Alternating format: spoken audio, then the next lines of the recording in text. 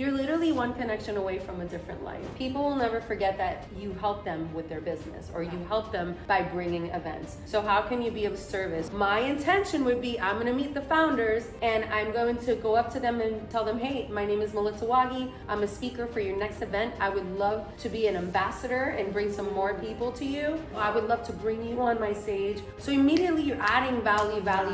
So I love going up to people that might look interesting, always dress well, smell good, look amazing. I like to go to people that look presentable because they took the time and invested in how they look. That means they're there for a serious reason. Welcome back to the Slayer Day podcast. We are switching things up this summer. You guys see the style, you see Jared and I traveling. Today I have one of my best friends, Melissa Waage from Epic Talks, and we're talking all things events. Every single month, Melissa runs Epic Talks here in Miami, and by the way, now in LA, in California, and as you know, we have Call to Lead coming up October 1st. If you don't have your tickets yet, make sure you grab your tickets to Call to Lead. So, Melissa, welcome to the Slayer Day podcast. Thank you. This is so fun. So, we're gonna get into all things events and networking and how to make the most of events, because I think a lot of times people go into events and they don't really have a game plan, but you crush it when it comes to events and networking, and this is what you do all the time. So I want to start with, if someone is going to an event, if they have something coming up like Epic Talks or Call to Lead, how do they maximize that time? Let's say it's 2 hours, 3 hours, a full day, because sometimes those are even more exhausting when it's like a full day, you know? How do they maximize their time at the event and be intentional about the conversations and takeaways from the event? I was just gonna talk about the intention of going to events. So for me, when I first started going to events, I would look up the speakers, who they are, what they do, and then how I could add value to them. People will never forget that you helped them with their business or you help them by bringing events. So how can you be of service? So let's say I didn't know you and I didn't know Kelly and I was gonna go to the Call to Lead. My intention would be, I'm gonna meet the founders, Sandi, Glandt, and Kelly, and I'm going to go up to them and tell them, hey, my name is Melissa Waage. I'm a speaker for your next event. I would love to be an ambassador and bring some more people to you. I also have a stage. So I would love to bring you on my stage where we have over 150 to 200 plus people. So immediately you're adding value. Value add. Yes, so. Okay, so good. Okay, so now, so that covers the person who's running the event. But what about the women in the room, right? Because when you're going to these events, could be 50, there could be hundreds. What's your strategy? What is your strategy when you go into a networking event? How do you maximize that time in those relationships? So I love going up to people that might look interesting, always dress well, look, smell good, look amazing, like you're gonna go on a date or something, right? Yeah, look the part. Exactly. So I like to go to people that look presentable because they took the time and invested in how they look. That means they're there for serious reasons, right? So then I go up to them and I'm like, hey, my name is Melissa Waage. We haven't met. Nice to meet you. So tell me a little bit about you. What's a passion project you have going on right now that you need support with? Yes. And, okay, so I love that you do this because I've been in like so many networking rooms with you and you always lead with so much value. Like, how can I help you? Right? So I love that you do that. How do you remember all the people that you meet? Like, are you taking photos with them? Are you like following them on Instagram? Like, what is your method? You know what? I like a good strategy. Like, what is your strategy 100%. to remember, and not just remember, but like remember who they are and how you mentioned you were going to support them? Like, what is your strategy there? So my strategy, I'm giving away all my little secrets here. This is why we're here. I always like taking a selfie, especially if I take their number, their name, because I'm always going to events and it's hard to remember everybody. Yeah. So when somebody texts me the next day, hey, it was so nice to meet you, I'm like, oh, who is this if I don't take a picture? So I take a selfie and we send it to each other. Follow them immediately on Instagram or LinkedIn, whatever's better for you. And then when I go home the following day, I have a spreadsheet that I create, the event that I met them, what was the event, and what they do. Amazing. Okay, so you're putting this all into a spreadsheet. Exactly. Okay. And then when you're going to different cities, I put Sandi, Los Angeles, Yeah. Sandi, Philadelphia, Sandi, Miami. So when I go to those cities, I message I see Philadelphia, hey, I'm in town, let's do dinner. I have a whole bunch of entrepreneurs that are coming to meet together. And you know, people, most of the time, 9 times out of 10, that's why when I go to these dinners in different cities, I fill them up, You know like 20, like 30 so well people, connected, yeah. you know, so yeah. Yeah, it's so good. Okay, so let's talk about, I'm going to talk about the style of Epic Talks and how you built Epic Talks and like where did that come from? Because people see you now today and they see Epic Talks now today and they're in a room of, you know, 150, 200, every month by the way, 150 to 200 people a month in different cities like Miami, LA, with incredible speakers. So like, bring us back for a second and like, how did it begin? And also like, where are we going? Like what is like, what can we expect now? Yeah, so I'm an extrovert, obviously. I love people. No. I love building relationships. And actually, one of my favorite people to go to events is with this one over here because she's the same way. And we have fun. Like, Yeah, we have so much a lot of fun. Oh, and we should tell them like our little secret that we do. You guys, Oh, yeah. You guys want the little secret? Yeah, Okay, yeah. after, remind us.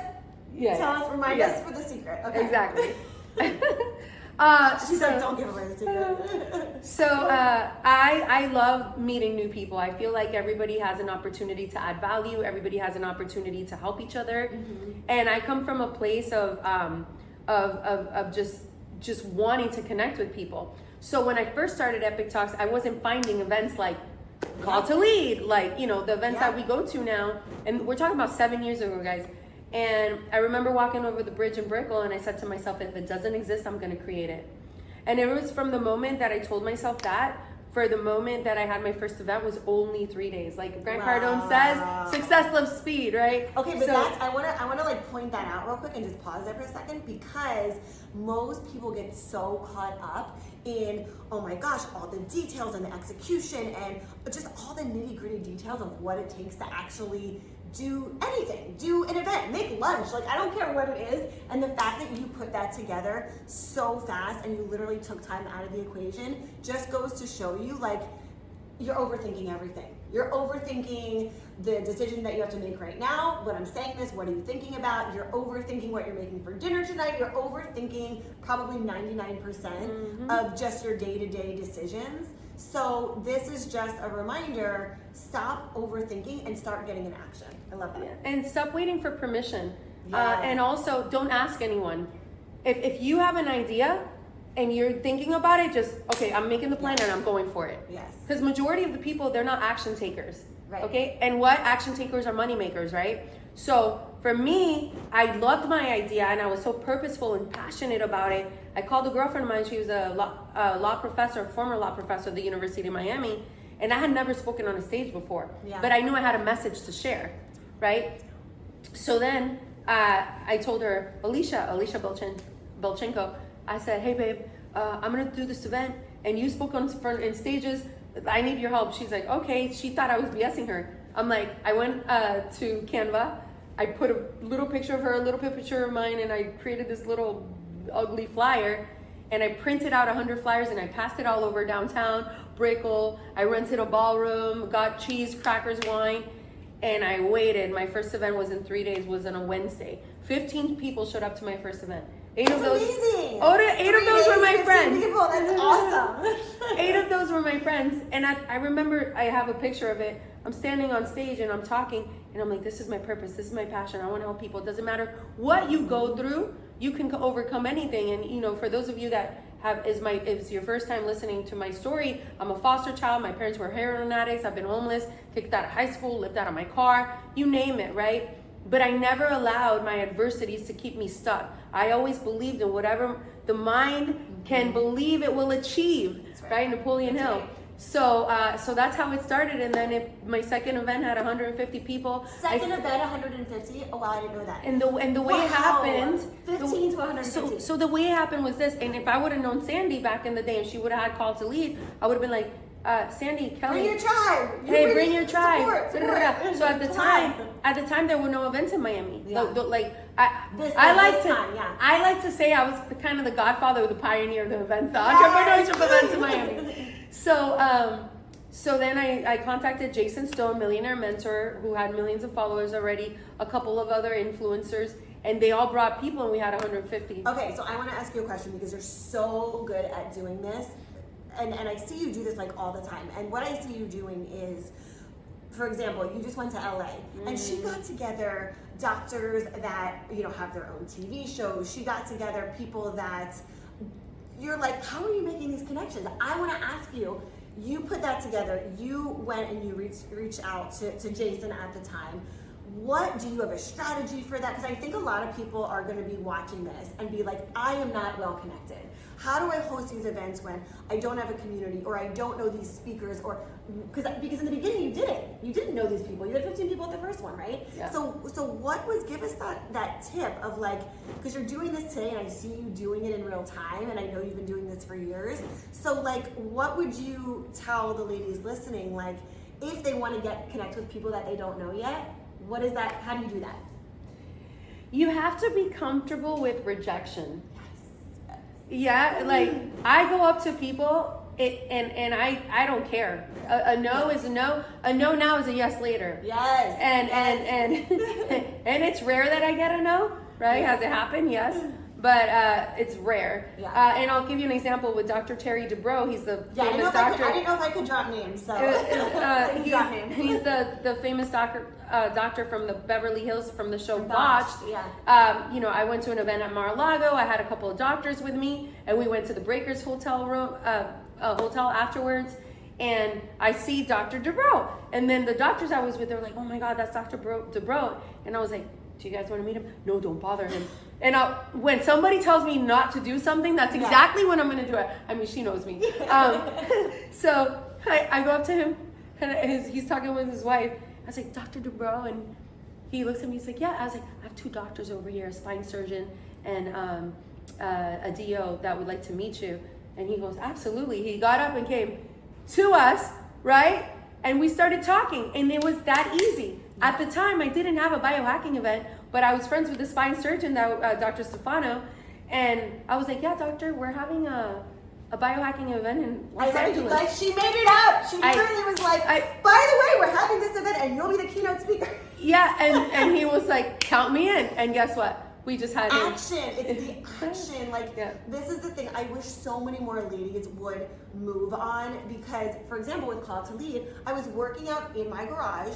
And I just messaged Kelly. I said, "You have a podcast. I have a podcast. Let's do a live podcasting event together." Like it was just, I don't know if you get like downloads. Yeah. I get certain downloads, and I usually always get them working out, in the shower, and driving. Yeah. Those are like my kind of like go-to points. But she's like, "Okay, great. Let's do it." You know this. In less than 30 days, we had 100 women in the room, and also to your point, like. We've built the connections, we've built the community, we've built the relationships. So again, like if you don't have that right now, make it a priority. Go to Epic Talks, come to Call to Lead. Make it a point to get in rooms where you're building and creating with other people who are doing this at a really big, high level, right? Because I feel like you've grown so much because you're intentionally putting yourself in rooms and conversations and opportunities and also making introductions that you're like, you know what, I'm not afraid of the rejection or the failure. And I think that if we could all just like really embrace that and lean into the difficult and the hard, we would go so much further faster. 100%. Yeah. Yeah, I love that. And I love that I got to see her launch Call to Lead and where it's at now. And the beautiful thing about us is we love what we do. Yeah. Connecting people, transforming people's lives. And like I like to say, one connection away, that's my second book. One connection away. You're literally one connection away from a different life. That's right. You're one connection away from an amazing friendship. I was introduced to her by someone who used to work with her husband, and because I had a radio show at the time, and she came with another girlfriend of ours, Natalia, and it was almost like, oh, we belong in each other's lives. Yeah, and she also, again, came from a place of service because she was like, Natalia and I at the time were building a community. We had a business that we were doing together, and Melissa was like, come on my show, come on my radio show. Like, I want to put you in front of my community. So again, like leading with that service, and we'll share with you guys a little secret that we, teased about earlier. So when we go to networking events, you want to go with someone who you really do know about them and their business, and you can be their biggest advocate. So when Melissa and I go to events together, I believe we crush networking better than anyone because I'm her hype girl and she's mine, right? So we get to go there and you get to talk about, like, I'm not introducing, hi, I'm Sandi Glandt, I'm a high performance productivity coach, best-selling author, blah, blah, blah. I'm sharing Melissa's credentials and who she is and why she's so badass, right? And she's doing the same for me. And so, like, when you're having these conversations, it's just like you deliver it in a different way, And so again, like, you're not gonna do this with someone who you don't really know. Like, I genuinely love what she does and think that it brings so much impact. And so you're sharing it in a way that really gets to bring a lot of value. And I think that also a really big key point is that you're coming not only from a place of service, but you also know the impact that it's making. I know that that's part of my responsibility. Like, I want other women to live really big, beautiful, bold lives. And I want to be the connector, the one that's like introducing, the one that's bringing, women together, and so do you. And so I think that's why it comes so genuinely and naturally, because you're so good at it, because you're just, it's who you are. Yeah. I love that. So that's like our and we kind of separate each other at the event. She'll go do her thing, I'll go do mine, so we'll split the room. Yeah, and you meet so many more people. And then I'll be like, you need to meet my girl Sandi Glandt, and I've already hyped her up. Yeah. So now this person is excited to meet Sandi Glandt. Yeah. Right? Like, this is International 2022, High Performance Academy coach, call to lead, like author, like what? Yes, it's awesome because again, like, I think that when you are building anything that is serving others, like, it really not only gets to be something fun, but the purpose behind it is so big that when you're sharing with others, like, you're excited. Like, I'm excited to share about you and what you do because I know the impact that it can make. So that's just like our little secret hack. Yeah.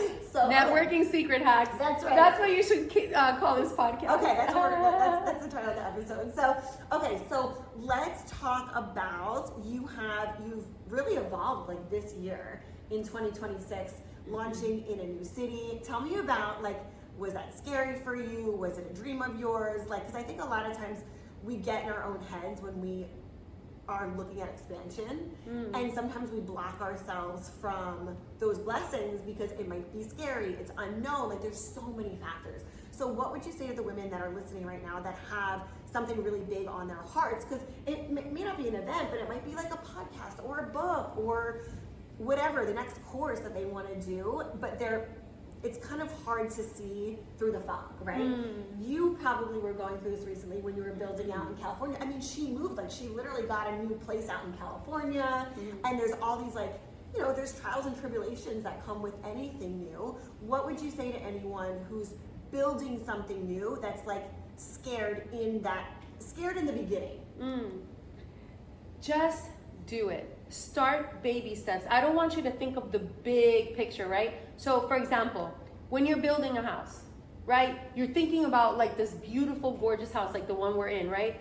But you have to start with the foundation. Yeah. What does that foundation look like? And don't think of the big picture of the bigger house and, the investment is going to be and how much you have to pay. And all the little lighting and the accessories. So what you want to do is you want to plant that seed. Yeah. And then you start watering that seed. So think of a baby crawling.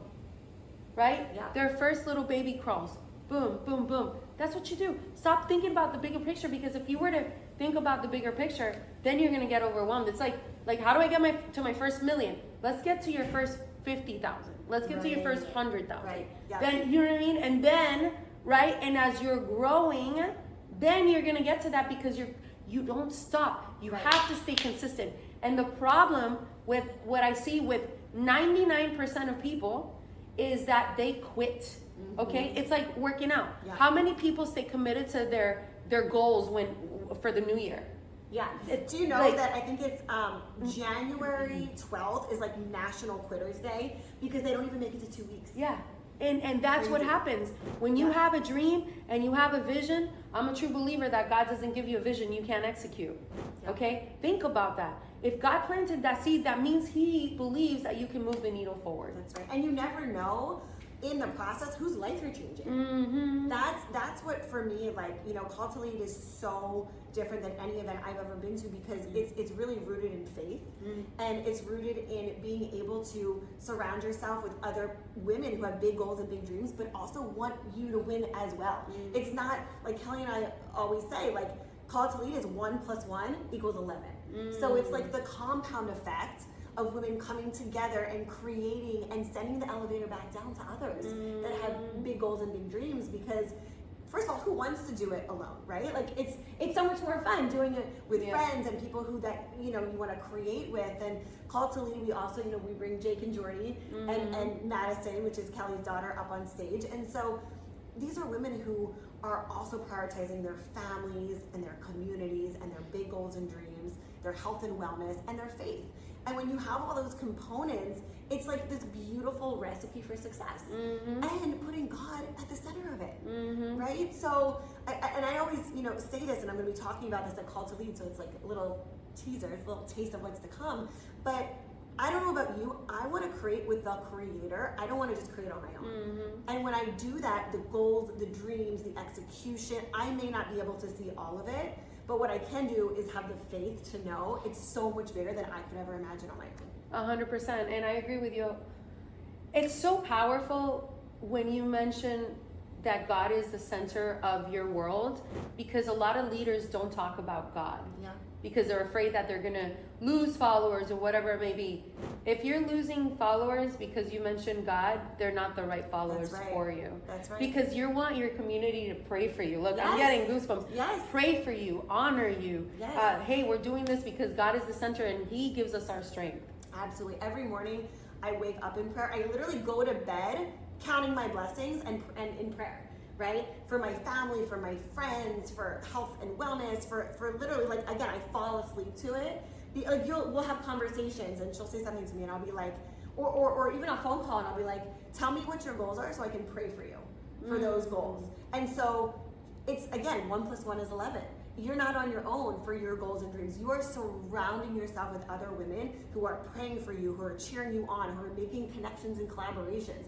That doesn't happen just by accident. It happens because the women you surround yourself are also multiplying that effect, right? So it's beautiful. Like, we have a little prayer group that we're in. We have a fitness group that we're in. Like, it's really beautiful. And I think that if you don't have this right now, you, number one, get to Call to Lead, because you'll be in an entire room of 600 women that are in this same mindset. But for me, and maybe you can share your own journey of this, I didn't start incorporating this until recently, until like a 1.5 years ago.